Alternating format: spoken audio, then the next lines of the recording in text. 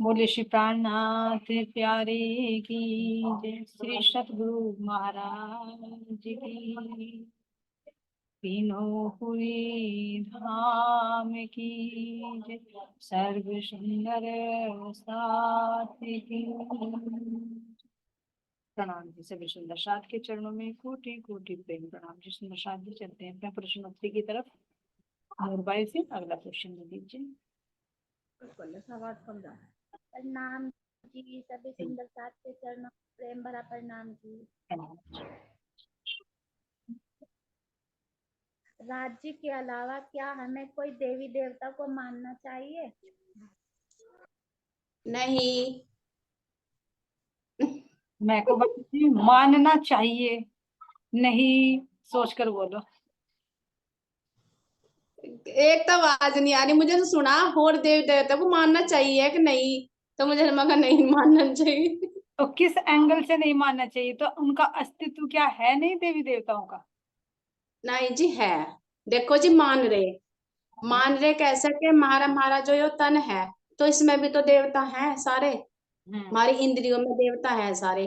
तो इनके माध्यम से तो हम यानी कि राज्य का ज्ञान भी ले रहे, सब ले रहे। अगर ये हमारे अंदर, अगर इन्हें हम समझ गए, हम राज्य महाराज जी ने इनके बारे में हमें समझा दे, तो समझो इसे हम इन्हें पूज भी रहे, इन हकीकत में इन्हें पूज लिया। अगर पहले हमें पता नहीं था और हम अज्ञानता में गिर रहे थे, तो जब तो थी इन्हें पूजना, यानी कि नहीं पूज रहे थे, वैसा हमें पता नहीं था इनके बारे में कुछ भी। पर अब राज्य महाराज जी ने इनके हर तरीके से समझा दिया, भाई कैसे न पूजना और कैसे न नहीं पूजना। तो इनका प्रश्न जी और सुनो। नूरबाई जी का प्रश्न है, क्या मानना चाहिए? अब मानने के कई तरीके हो सकते हैं, सुंदर साथ जी विचार करके बोलियो। हाँ जी, मैं तो ये समझ में आया और सुंदर नहीं नहीं, सार ठीक ठीक, बताऊंगी। आपने ठीक बता दिया। और सुंदर साथ के दिल में कोई भाव है तो बताइए सुंदर साथ जी। दीदी प्रश्न क्या है? क्या देवी देवताओं को मानना चाहिए, ये है क्या हाँ प्रश्न है? जी जी जी। दीदी जब तक नहीं समझती तब तक तो देखो मानते भी थे, आग पानी पत्थर पूजते भी थे। लेकिन अब जब प्राणनाथ जी के अंदर ही सब आके सारी शक्तियां सब इन्हीं के अंदर है, उसमें आता है ना धनी देवचंद्र जी की पाती में ये सारी बात आती है। तो कह रहे हैं कि अगर अब भी देवी देवताओं पूरी समझ आने के बाद, क्योंकि देवी देवताओं को पूजोगे तो वही तुम्हें श्राप देंगे, क्योंकि वो देवी देवता भी ध्यान में बैठे हैं। किनके ध्यान में? इन्हीं के प्राणनाथ जी के ध्यान में बैठे हैं। मुझे ऐसा समझ में आता है, बाकी दीदी आप बताइए। नहीं नहीं, ठीक बता दिया आप।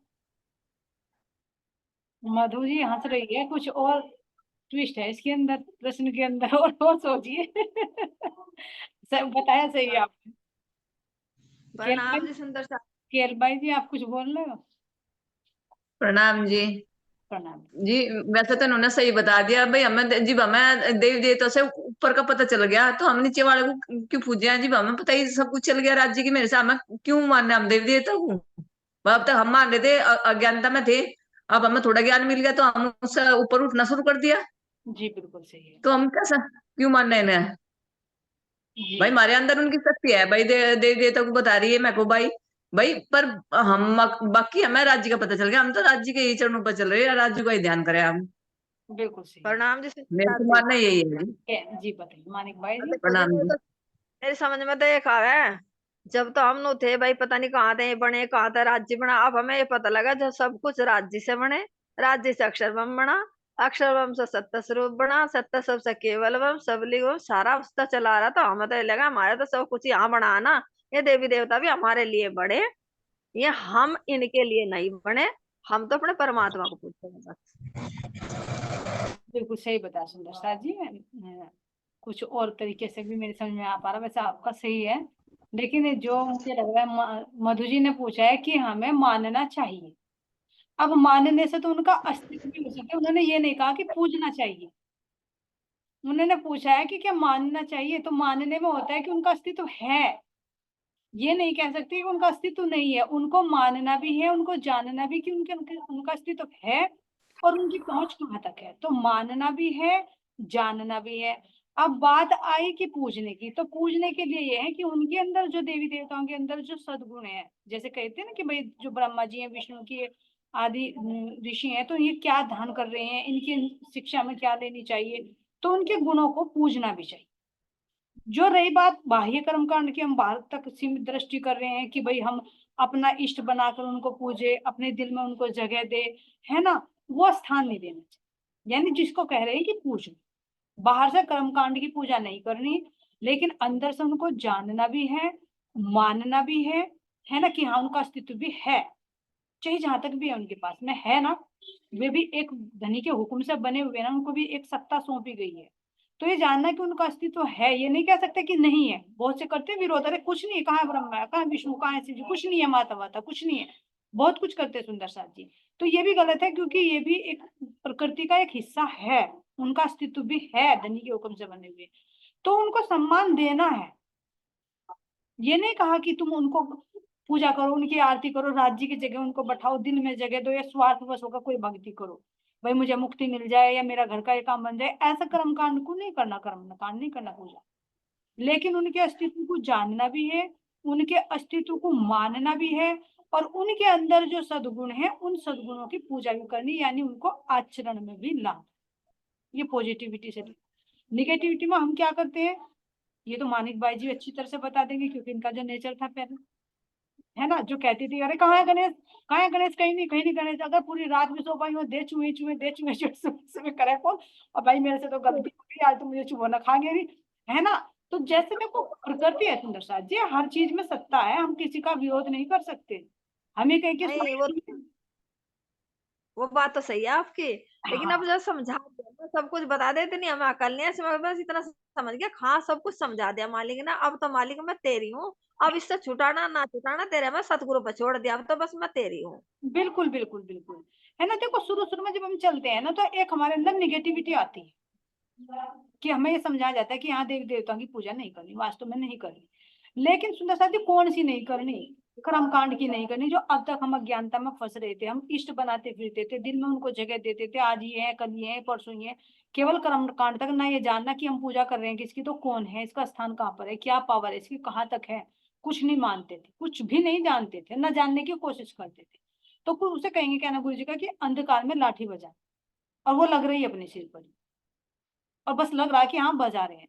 तो ऐसा नहीं, महाराज जी कह रहे हैं अज्ञानता से ऊपर उठकर, कर्म कांड को छोड़कर इनको जानो भी कि कहाँ तक है, इनको मानो। नहीं तो वैराट में क्या समझा गया, सारा यही समझा गया किसका स्थान कहाँ पर है, तो क्या हम जानते नहीं उनको, जान रहे हैं ना। फिर हम मानते हैं कि हाँ इस सृष्टि के अधिपति महाविष्णु, तो क्या हम मान नहीं रहे, मान भी रहे हैं, लेकिन कर्मकांड तो नहीं कर रहे ना, कि आरती उठाकर मंदिरों में जा रहे हैं, वो कर रहे, वो नहीं कर।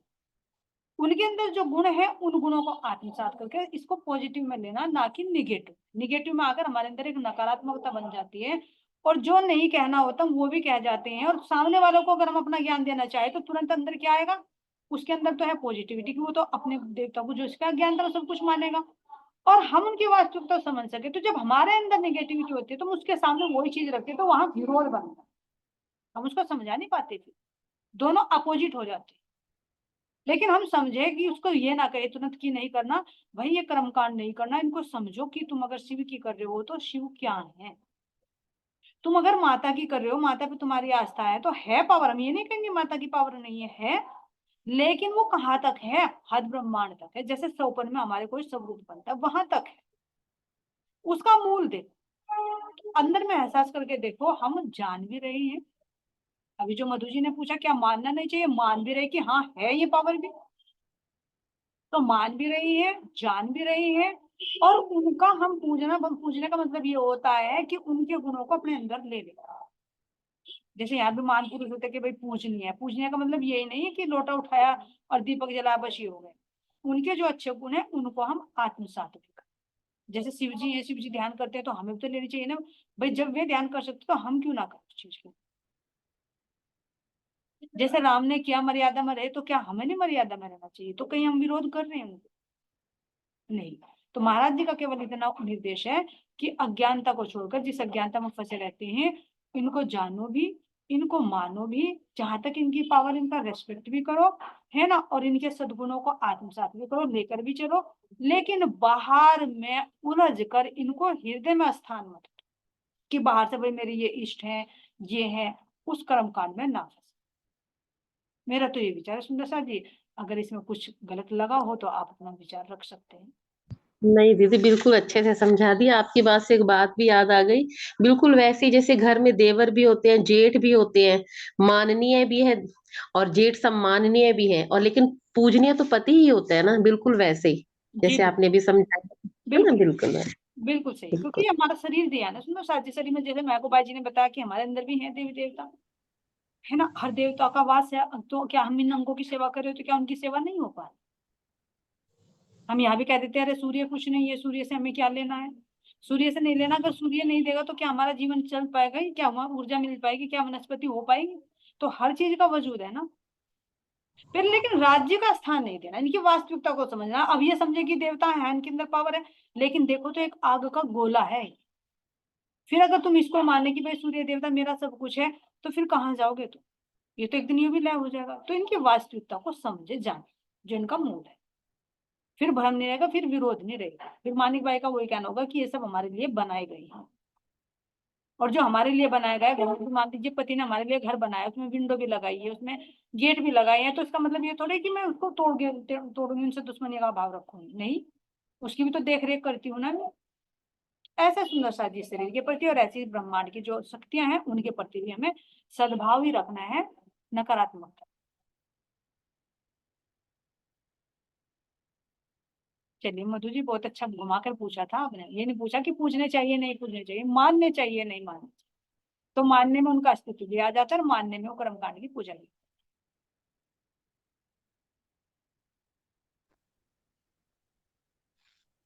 सतगुरु महाराज जी ने क्या बख्शीश दी? सतगुरु महाराज जी ने जो इनको दी सुंदर सा जी, हमें भी अपने आप पर ले, हमें क्या बख्शीश दी, और जो अभी श्री प्रताप जी के माध्यम से चल रही है उनको क्या बख्शीश दी। दोनों प्रश्नों को ऐड कर दे। कोमल सखी जी।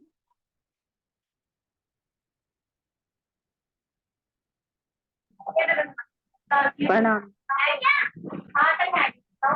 आवाज आ रही है? हाँ आप। हाँ जी। हमें सबसे बड़ी तो बीता की दी बख्शी, इसमें चलने भी बताई, परम धाम का भी बताया, और राज्य महाराज जी की जो जीवनी शुरू से ले आके आके तक बताई, जो एक हमारी चलने का माध्यम है, जिसे सुन के हमें दृढ़ विश्वास आ जाए, जिससे हम आंख मूंद कर विश्वास कर सके चलने पर भी, और हमारे अंदर आत्मबल भी इससे ही बढ़ता है जी तक सुनने से ही। राज्य के जो भी वचन सुनेंगे तो उससे ही दृढ़ विश्वास होगा और हम आंख मूंद के उनसे विश्वास कर सकते हैं। ये अपने अंदर ही होता है कि जब विश्वास होता है तो किसी और पर विश्वास करने का मन नहीं करता।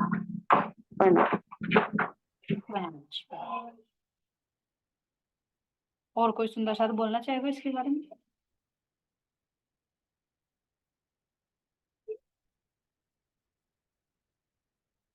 चलिए ठीक बताया। वैसे सुंदर साथ जी है ना, जो प्रताप जी को दी तो एक बीतक के रूप में धरोहर दी, और हमें भी ये बीतक के रूप में और हमारे तारतम वाणी के रूप में सुंदर साथ जी जो तारतम का प्रकाश दिया, ये सबसे बड़ा खजाना है हमारे, जो धनी ने हमें यहाँ पर बख्शीश के रूप में दी है, जो हमारा मार्गदर्शक है, करती है सुंदर साथ जी। और साक्षात मार्गदर्शक ही नहीं, साक्षात धनी इस वाणी में विराजमान है। जब हम इसको पढ़ते, इसके अंदर उतरते हैं तो धनी से बातें, तो साक्षात इनको धाम धन के माने कि उन्होंने हमें अपना दिल एक बख्शीश के रूप में देते हैं, सारे दिल की। और सदगुरु रामचंद्र महाराज जी ने अपनी बीतक, अपने दिल के भेद सारे खोलकर बता दिए बीतक के माध्यम से, है ना। तो ये सबसे बड़ी धरोहर है।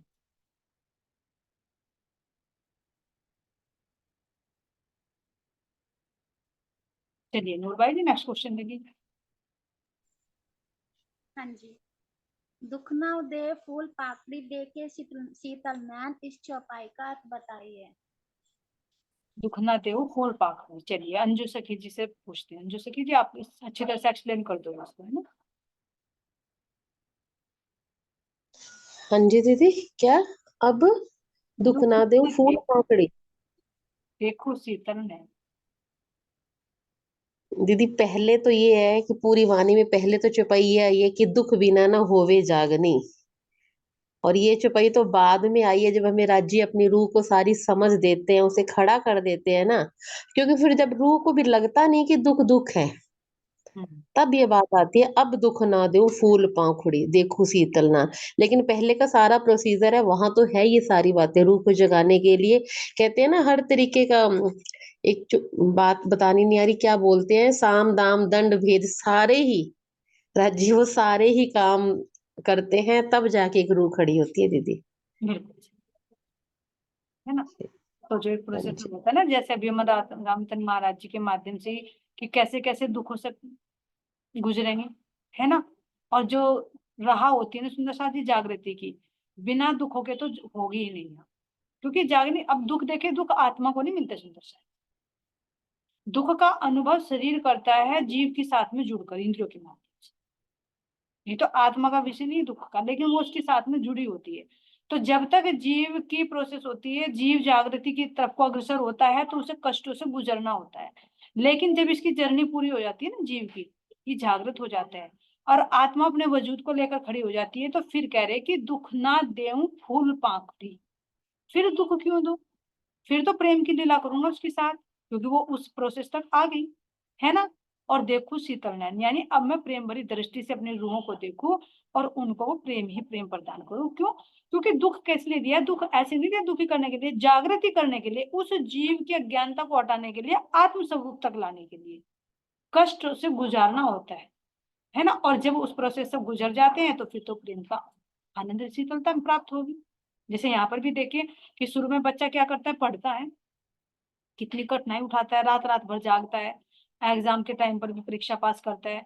लेकिन जब वो उस क्वालिफिकेशन को प्राप्त कर लेता है और अच्छी सी जॉब प्राप्त कर लेता है, फिर तो उसको आराम आसानी लगती है ना कि बस अब तो नौकरी करनी है और पैसा कमाना। जो कठिनाई थी वो तो झेल ली पढ़ाई के टाइम पर, उसके बाद उस पढ़ाई का फल लेने का समय आता है। ऐसी सुंदर सा जी जर्नी होती है आत्मा की, जब जीव भाव में होती है, जीव भाव से आत्म भाव में आती है, तो उसको कठिनाइयों से गुजरना होता है, जिसको यहाँ पर दुख कहा जा रहा है। क्योंकि जीव नहीं चाहता कि वो उसकी राह पर चले, कठिनाई से भरा रास्ता होता है ये आध्यात्मिकता, कोई ऐसा नहीं। जीवन संसार में तो आराम से बीत जाएगा, लेकिन जब आध्यात्मिकता में चलता है, उसको खाने पीने पर प्रतिबंध, अपनी नींद पर भी प्रतिबंध, बाहर के घूमने फिरने में भी इंद्रियों का सारे विषयों को परमात्मा की तरफ को मोड़ना होता है। तो क्या इसके जब विषय छूटेंगे तो इसको दुख का अनुभव नहीं होगा? होगा। लेकिन जब इसको वो अखंड आनंद मिलने लगता है, अखंड सुख मिलने लगता है झूठे सुखों के बदले में, तो तब इस जीव को भी और इन इंद्रियों को भी सुख प्राप्त होता है, आनंद प्राप्त होता है। तो तब धनी जब कह देते कि तू बात स्वभाव में आ गई, तो अब मैं तुझे प्रेम भरी दृष्टि से देखूंगा, मुझे दुख देने की जरूरत ही नहीं है दुख दिखाने। तो यहाँ पर ये चौपाई घटित होती है सुंदर सा। अंजू सखी जी ने और अच्छी तरह से क्लियर कर दिया कि कब दुख देते हैं, क्योंकि दुख के बिना जागनी नहीं होगी, और जब जागृत हो जाएंगे तो फिर दुख देने की जरूरत नहीं पड़ेगी। तभी तो दीदी ये भी तो कहा है ना, पहले उतारू खाल फिर करूँ निहाल, है निहाल। ना। और बिल्कुल। बिल्कुल, अब जैसे मंदिरों में जो मूर्तियां होती है, पहले होता तो पत्थर का ही रूप है ना, लेकिन उसकी ठुकाई कर करके उसको क्या एक मूर्त का रूप दिया जाता है और फिर उसे ही पूजा जाता है। बस यही है, एक रूह की ना, मुझे तो लगता है जर्नी यही है। जर्नी बिल्कुल सही। मुझे ऐसा समझ में आता है। जब ठुकाई होगी, पिटाई होगी, तो अच्छे से अच्छा चीखता है। अगर उसमें वो टिक गया, वही कहना कि तो मूर्ति अच्छा रूप ले लेगी। और अगर चिल्लाने लगा, चला गया, हट गया रास्ते से, तो फिर वो पत्थर का पत्थर है, वो फिर पूजनीय नहीं बनेगा, फिर उसे मंदिर में स्थापना नहीं मिलेगी, वो ठोकरों में पड़ा रहेगा, रास्ते में पड़ा रहेगा, आते जाते सब ठोकर मारे। अगर सतगुरु घड़कर बना दे, तो वही तन जो है ना सुंदर सा, जो इन्होंने काम होती है, तन भी एक पूजनीय बन जाता है। जैसे आज हमारे परमहंसों का बना। क्यों हम रामचंद्र महाराज जी को, क्यों देखो उनकी इमेज फोटो को क्यों मंदिरों में सजा रहे हैं, क्यों अपने स्टेटस पर लगाते हैं? ध्यान दो, इतने माता पिता को क्यों नहीं महत्व देते? क्योंकि वो राज्य महाराज जी और सतगुरु के माध्यम से ठुक पिट कर अच्छी तरह से बन गए वो, तो वो तन भी पूजनीय बन जाता है, फिर ये मंदिरों में स्थान पाता है। बाहर नहीं कि सड़कों पे फोटो उड़े फिर रहे हैं चरणों के नीचे, कहीं मिलेगा ना तो उसको भी सिर से लगा के अच्छी तरह से रखेंगे सुंदर सा। क्यों? क्योंकि पता है ना उस तन ने कितने कसौटियां झेली, वो कैसे एक सुंदर आकार ले लिया उसने मूर्ति, तो फिर दुख देने की जरूरत नहीं होती। पत्थर जैसे पूजनीय हो जाता है, फिर वो तन भी पूजनीय बन बिल्कुल सही सर। आगे क्वेश्चन। हमारा श्रृंगार अब कौन कर रहा है और कैसे कर रहा है? हमारा श्रृंगार अब कौन कर रहा है, कैसे कर रहा है? मोदी सखी जी, आप कुछ कहना चाहोगे?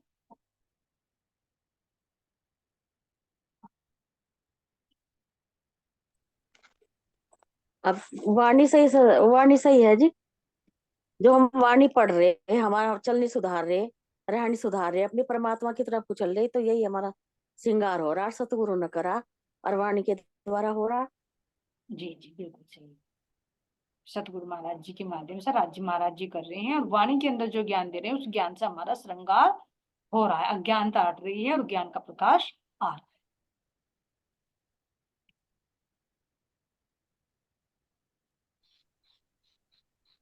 महाराज ने साधना किसके समान बताया है? विजय लक्ष्मी जी।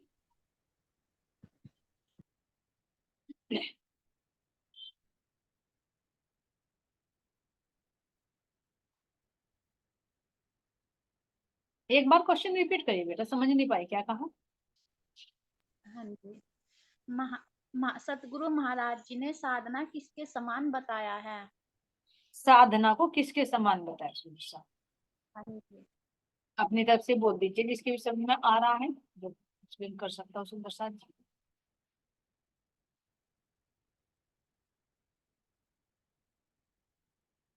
जो साधना करते हैं वो किसके समान है?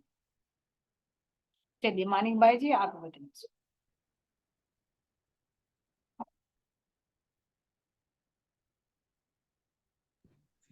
प्रणाम जी।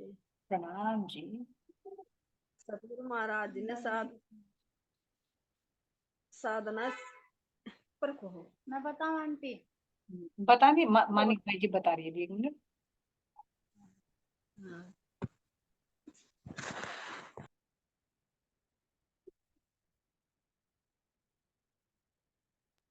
सतगुरु महाराज जी ने साधना इसी से बताई, जैसे हम साधना करें, राज्य महाराज जी की भक्ति करें, तो वो साधना भी परमात्मा समानित हो जा, हमारी सतगुरु महाराज जी समानित हो जा। साधना परमात्मा का हम भक्ति भाव से, वो भाव हमारे परमात्मा तक जा, तो उसके गुण हमारे अंदर आ जाना। जी हाँ, जब साधेंगे अपने आप को, अपने आप को साधेंगे, अपनी तरफ लगाएंगे, है रहेगा, डर रहेगा। हम समय पर जैसे हमारी चर्चा, हमें उठना, उस टाइम में सतगुरु की वाणी सुननी, काम भी छोड़ के आवेंगे, ये भी छोड़ के आवेंगे, तो अपने को एक सतगुरु महाराज जी की शरण माने के लिए तो करें, तो सतगुरु के गुण लेने के लिए तो करें, अपने को साधा ही तो उस टाइम हम। जी यही हमारी भक्ति, यही हमारी साधना। बिल्कुल सही है। सतगुरु हाँ नूर भाई जी से हो। हाँ जी। अब तो हमें सतगुरु से पर कुछ लगता ही नहीं। सतगुरु महाराज जी ने साधना ये बताया कि मरण के समान, जब इंसान मर जाना उसके समान ये साधना बताई, क्योंकि हर किसी के बस की तो बात नहीं है ये अपने आप को साधना। हाँ। जैसे सतगुरु महाराज जी ने अपने आप को वो करा, बिल्कुल वैसे तो हम कोई भी नहीं कर सकता जैसे महाराज जी ने करा। जी बिल्कुल ये सही। अभी बताया ना, जैसे इंद्रियों के विषय हैं वे छूटेंगे, है ना, अंदर की तरफ को लगेंगे तो उसको कष्ट होगा ना। तो कह रहे महाराज जी वाणी में भी कह रहे हैं, जीते जी मारिए आपको शब्द करे रे पुकार, जो ना मरेंगे मोमिन तो क्या मरेंगे मुनाफिक। तो क्योंकि जब यहाँ से साधना करके चलते हैं ना, तो साधना एक अपने आप को यहाँ संसार से जीते जी मारना होता है, जिसको जीवन मुक्त कह देते हैं। ये इंद्रियों के जो विषय हैं ये छूटते हैं तो एक मरने के समान ही हो जाता है सुंदर सा। पहले आप हाँ जी। मुर्दार करी मुर्दार, हक तरफ हुए जीते उड़ पहुंचे नूर के पार। चौपाई में है सुंदर सा। प्रणाम जी। प्रणाम जी। आत्मा तो हाँ हाँ जी, इसका ये भी तो है, जैसे कहते हैं कि तुम स्वरूप तुम में स्वरूप, मतलब ये होगा फिर ऐसा हो ना, हाँ उसमें ये कहा जैसे ये तुम बात, स्वरूप तुम में स्वरूप। ये साधना का जब फल मिलता है ना, बाद की स्थिति बनती है। अभी साधना से संबंधित प्रश्न है ना कि साधना से किसके समान। हाँ जी, वो करके ही तो होगा ना, ऐसा मैंने कह रही, मैंने कहा जो हाँ बताई हाँ, ना, मतलब उसके बाद। उसके बाद तो वही होगा कि तुम स्वरूप तुम में समान, हक मुझ में और मैं हक में, फिर ये स्थिति बन जाएगी।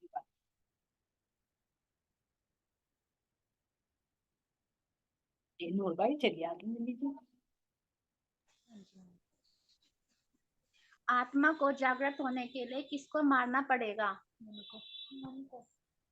आत्मा को जागृत कीजिए। चलिए आपको मारना पड़ेगा अपनी। मैं को मारना पड़ेगा। जब पूरी मैं मर जाएगी, मैं इनका वो का आता कल की सेनापति मर जाएगा तो पूरी सेना खत्म हो जाएगी, तो भगदड़ मच जाएगी, है ना। तो आत्मा जागृत हो जाएगी, अज्ञानता की सेना भाग जाएगी। प्रणाम प्रणाम जी परिता जी, प्रणाम जी।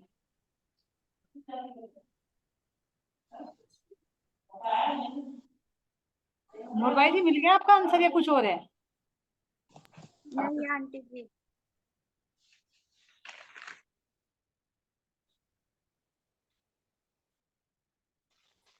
मैं बताऊं आंटी अपना? हाँ हाँ बताइए बताइए जरूर। जाग अपने आप को मारना पड़ेगा जरूरतों को। जैसे हमारी कोई जरूरत है या हमारी कोई ख्वाहिश है, तो हमें सतगुरु महाराज जी के लिए अपने आप को वे ख्वाहिश मारनी पड़ेगी। जो भी हमारी इच्छा हो, वह हमारा मन कर रहा किसी चीज को, तो हम सतगुरु महाराज जी के लिए अपने जो मन है, जो भी हमारे रहे, तो हमें उसे मारना पड़ेगा। जी बिल्कुल सही, जब बिल्कुल सही बताया नूर भाई जी ने। हाँ जब तो हमारी आत्मा जागृत होगी। हाँ जी, सतगुरु महाराज जी ने जो निषेध कर दिया तो इसका मतलब वो निषेध है। जैसे बीतक में पूछा ना हमने कि जैसे कहा कि शराब मांस अंडा ये चीजें, और भी ये तो बाहर की है, सुंदर साथ जी अंदर का काम क्रोध जो भी बताया हमारी मोती सखी जी ने, है ना। इन सबका सिरदार जो मैं है, अहम है यहाँ का, तो इसको हमें मारना पड़ेगा, ये तो मुर्दे बनेंगे ना, तब आत्मा जागृत हो जाएगी। चलिए आगे ले लीजिए। प्रताप जी किसको परमहंस बता रहे हैं? परमहंस किसको बता रही है? सालू जी आ गई, चलो सालू जी आप बताइए।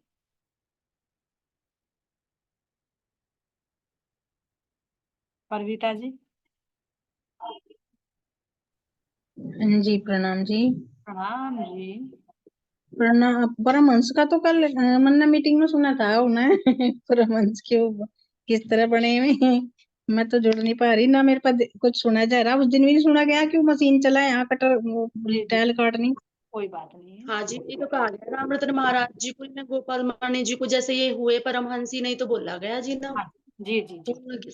पूर्ण समर्पित भी हो गए और पूर्ण ज्ञान भी मतलब अवतरित हो गया। तो परमहंस हमारे श्री रामचंद्र महाराज जी है ना, गोपाल मणि जी। जी तो ये जो तीन शरीर यानी जो तीनों शरीरों से ऊपर उठ गए, बात अब बताया ना अभी कि जब यहाँ का मरना, यहाँ मर जाएंगे तो परम धाम की तरफ खड़े हो जाएंगे, तो परमहंस अवस्था में खड़े होते। चलिए जी, सतगुरु महाराज जी उपहार में सुंदर साथ को क्या देकर गए? सतगुरु महाराज जी उपहार में सुंदर साथ को क्या देकर गए?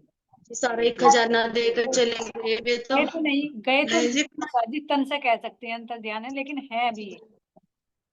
हाँ जी, सारे खजाना दे दिया जो सुंदर साथ, अब वंचित थे ना, अब नहीं है कोई भी। बीतक दे दी, वाणी जो दे दी, कमाया तो धन सब दे सब गए, दे दिया। कमाया हुआ धन सब। सब बिल्कुल सही। अब हमारी जिम्मेदारी, हम उसको कितना संभाल कर रखते हैं, कितना उसको यूज करते हैं, और कितना हम लोग के अंदर बंद करके रख देते हैं, वो हमारे ऊपर डिपेंड है।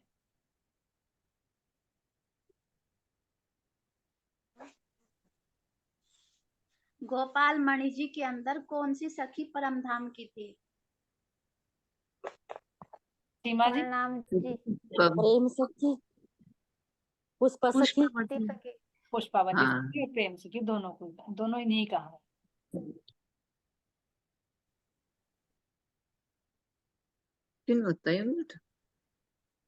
हो गया, चलिए आगे। परमहंस श्री गोपाल मणि जी का मूल स्थान कौन सा है? मूल स्थान, जन्म स्थान पूछ रहे हैं बेटा, कहाँ का पूछ रहे हैं बताइए थोड़ा सा। आंटी मूल स्थान जहाँ के वे रहने वाले थे। मूल स्थान तो परम नाम है अगर तन का पूछ रहे हैं उसका पूछ रही हूँ। मधुबनी। मधुबनी, जहाँ पे जन्म हुआ था ना, मधुबनी जन्म स्थल है ना, बिल्कुल सही तो नहीं है। जी। ये तो नहीं है इसमें शायद। देख, जन्मस्थली तो मधुबनी है, लेकिन अगर आप पूछ रहे हो कि उनका स्थान मतलब उन्होंने गादी कहाँ पर बनाई, आश्रम कहाँ पर बनाया, वो भी बता दीजिए भाई, आप बता दीजिए। वो तो ये बताया आंटी इसमें कि फूलपुर भैया इलाहाबाद में। हाँ, मैं बता नहीं कहना चाह रही ना, इसलिए तो मैंने पूछा ना कि मूल कौन सा पूछ रहे हो। एक तो हमारा परम धाम हो गया, एक इनकी जन्मस्थली हो गई, एक इन्हें जहाँ पर फिर गादी बनी इनकी वहां हो गया। इसीलिए तो मैं क्लियर करवाना चाह रही थी ना। तो जो इनकी गादी बनी जहाँ इन्होंने अपना देह त्यागा भी नहीं, सुंदर साहब जी सहशरीर गए, जैसे मीराबाई जी गई थी ना, तो ऐसे सहशरीर अंतर ध्यान हुए, जैसे महाराज छत्रसाल जी अभी आएगा। तो ये फूलपुर भैया है जो इलाहाबाद में है, और जन्मस्थली देखिए तो ये भी यूपी में ही है, ये मधुबनी गांव में है। और अगर पुष्पावती सखी का मूल देखे तो हमारा मूल मिला हुआ है, वहां तो हम सब सखियां बैठी ही हैं। अच्छा हाँ जी, भाई। प्रणाम जी। ये इनकी भी तक मैं, प्रसाद जी का हाँ जी, जी प्रणाम जी। हाँ इसमें मधुबनी तो है, रायन का गांव मधुबनी ग्राम बिहार में। हाँ जी, हाँ जी, मधुबनी जन्मस्थल। ये बिहार में नहीं है सुंदर साथ जी।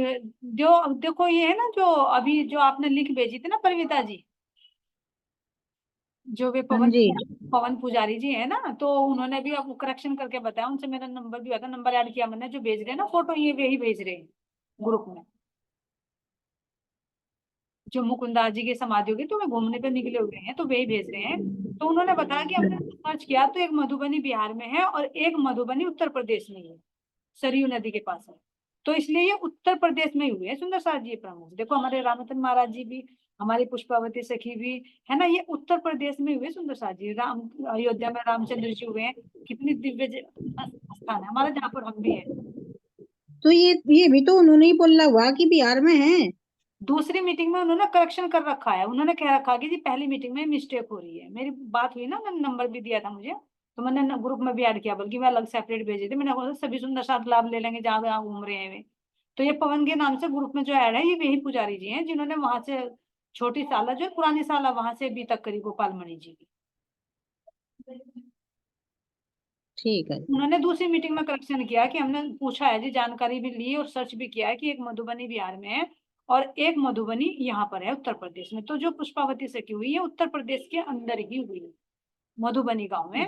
और सरोवर इसलिए आया क्योंकि सरयू नदी के पास में, तो उन्होंने ये करेक्शन जी किया जी। ये जैसे ध्यान अवस्था में बैठे थे, शरीर सही थी या फिर मतलब शरीर सही थी मिले ही नहीं है? किनसे? जो आप कह रहे थे ना अभी, ये गोपाल मणि जी पुष्पवती सखी जी ने कहा कि शरीर समेत आज तक मतलब मिले नहीं, तो मतलब ध्यान अवस्था में बैठ गए थे या मतलब वैसे ही नहीं मिले, कैसे कह रहे हैं आप? अभी आएगा, इसमें आगे भी इतने में आएगा। जैसे ही मतलब वे अंतर ध्यान होने वाले थे तो सुंदर साथ को इधर उधर लगा दिया, लेकिन वे सहशरीर लोप हो गई, अच्छा, उनका शरीर भी नहीं है। यानी जी किसी को पता नहीं चला? नहीं, सामने गए हैं, जैसे हम आश्रम में बैठे थे, मंदिर में बैठे थे, लेकिन देखते ही देखते लोप हो गए फिर सहशरीर। अच्छा जी। तो तो गुम्मट जी में है जी गए नहीं नहीं नहीं नहीं नहीं, सरसरी। ये तो यहाँ हुए थे ना, फूलपुर भैया में, इलाहाबाद में। गुम्मट जी में तो उनका प्राइवेट शरीर है। भी हो गया, वो कहीं भी मिल सकते हैं आज भी। हाँ, जैसे महाराज छत्रसाल जी सहशरीर चले गए, और हमारे श्री जी तो देखो, प्राणनाथ जी तो आज तक भी हैं भाई, उनको तो सहशरीर बैठाया गया था, वो तो नूरी तन है। तो ये तन भी सुंदर साथ जी दिव्य हो जाते हैं भक्ति में। देखो जैसे हमारे अंतकरण होते हैं ना, अंतकरणों में हमारे जो विचार चलते रहते हैं, तो हमारे अंदर एक लिक्विड, एक रस पैदा होता है। विचार करना, अगर हम किसी के अंदर निगेटिव विचार सोच रहे हैं तो वही एक अंदर क्रोध, ईर्ष्या, वही रस प्रकट होता रहेगा अंदर, क्योंकि हमारे अंदर बहुत तरह के केमिकल बनते हैं बॉडी में। तो जैसे विचार करते रहते हैं वैसे बनते रहते हैं। प्रेम का करोगे तो प्रेम के स्राव होता रहेगा अंदर। तो जब ये बताइए, जब परमात्मा की शक्ति अंदर में रमण करेगी, पूरी वृत्ति उसमें होगी, तो वो तन भी क्यों नहीं परिवर्तित हो जाएगा। तो ये तन भी नूरी बन जाता है, दिव्य बन जाता है सुंदर शादी। इसीलिए तो कहा वजूद आदम का जैसा खाक, 5-2500 इनके पाक। 8वें सिपारे ए बयान लिखा जाहिर 20 कुरान। कुरान के अंदर भी लिखा हुआ, हमारे वाणी में भी लिखा हुआ कि जब साधना में इतने पक्के हो जाते हैं ना, तो ये 5 तत्व भी दिव्य बन जाते हैं, क्योंकि तपा दिया ना उस चीज को। ऐसे सुंदर साथ जी। और बाकी तो आगे सुनेंगे सुंदर साथ जी क्या क्या बीतक में आगे महाराज जी बताने वाले हैं, अभी तो स्टार्टिंग है। चलिए, और प्रश्न है बेटा, पूरे हो गए? बस एक है आंटी। हाँ बोल दीजिए, तो टाइम भी हो चुका। जी, राम रतन जी की जीवन चरित्र का वर्णन करो। जीवन चरित्र का वर्णन तो भी आगे होने वाला है।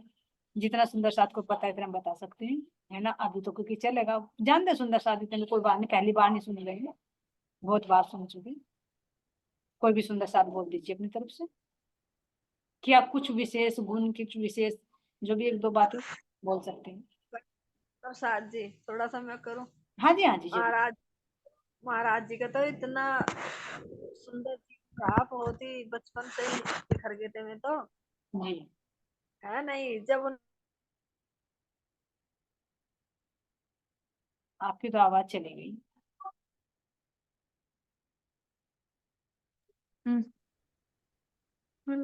प्रणाम जी। प्रणाम जी, चलिए आप बताइए। जी जैसा कि बता रही है, इनके माता पिता दोनों छोटी अवस्था में चले गए थे। छोटी अवस्था में इनकी शादी हो गई थी और केवल 19 वर्ष के थे तब ये निकल गए थे। और जागने पर तो मतलब इसके ताऊजी ने एक बार मरवाना भी चाहा इन्हें।